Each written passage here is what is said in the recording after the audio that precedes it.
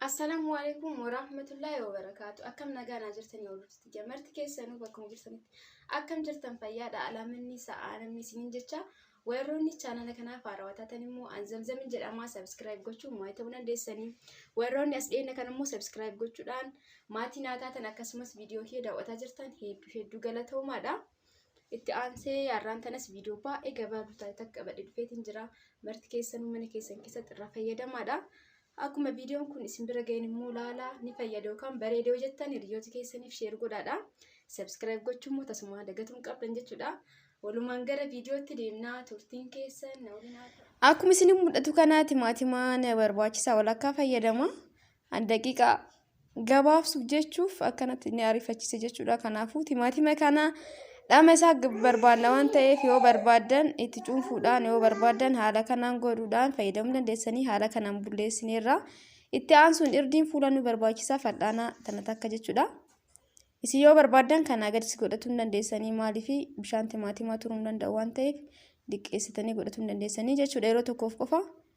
Itti aansee mootu cuunfaa loomii itti godhaa isin yoo barbaadan dhiisaatiin cuunfaa timaatimaatii fi irdii fuulaa qofa fayyadama yoo barbaadan garuu itti godhadhaadha. Wantoota sadiin kana sirriitti waliin goofne akka inni sirriitti ol fudhatu daqiiqaa tokkoof lafa kaa'uu qabna. Eegas booda fuula keenya saamunaan eega qulqulleessinee dhiqanneen booda fuula qulqulluurratti dibannaa jechuudha. Dibadhee siin agarsiisaa turtiin keessan na waliin haa ta'u. Dibatuudhaan daqiiqaa 5 hanga 10 tursiistanii ofirraa dhiqanii jechuudha. Kanaafuu dibadhee siin agarsiisaa. Garuu jalqaba fuulli keenya qulqulluu ta'uu qabaa jechuudha. Fuula kiyya dhiqadheetiin jira. Saamunaan dhiqadhaatiin fuula qulqulluurratti dibadha. Haala kanaan ani amma isinumatti agarsiisuufi haala kanaan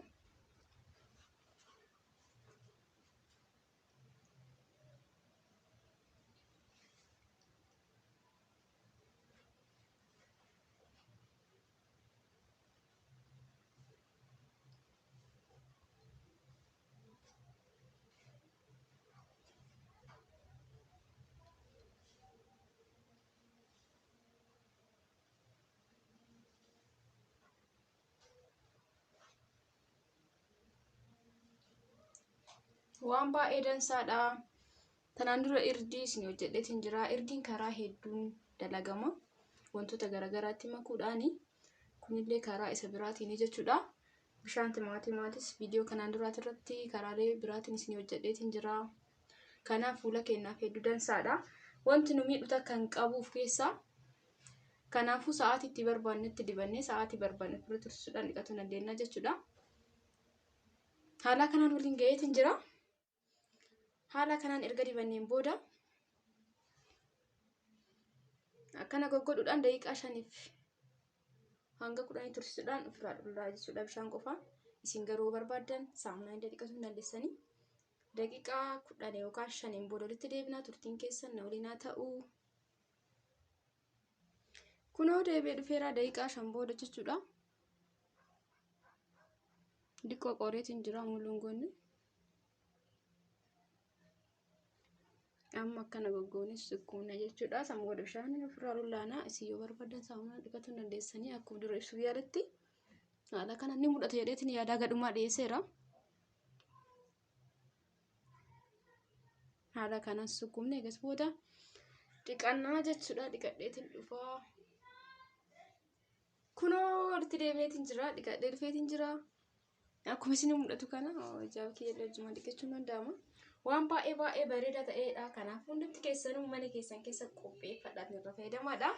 Waan baay'ee salphaa ta'edha. Maaliif irdii fuulaa yeroo tokko yoo binne yeroo dheeraaf nu tajaajila. Timaatimni immoo yeroo kamuu mana keenya keessaa hin dhabamu. Kanaaf walitti dabaluudhaan irra fayyadamuu dandeenya jechuudha.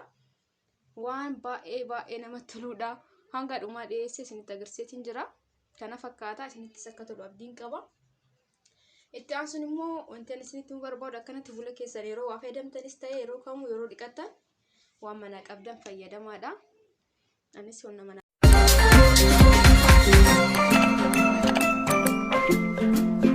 haala kanaan waan mana qabdan haxaadhaa. Ani ofii kiyyaa waan natti tolu haxaadheetiin jira. Isinis keessanitti tolu fayyadamaadha. Viidiyoon anarraaf qabadee dhufe kana fakkaata. Viidiyoo biraatiin angolitti deemnutti marti keessanuu bakkuma jirtanitti fayyaanaa ta'a.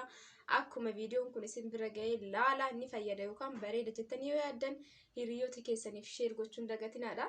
Akkasumas immoo subscribe gochuun tasuma dagatamuu qabu jechuudha. Viidiyoo biraatiin angolitti deemnutti fayyaanaa ta'a hundumti keessanuu bakkuma jirtanitti.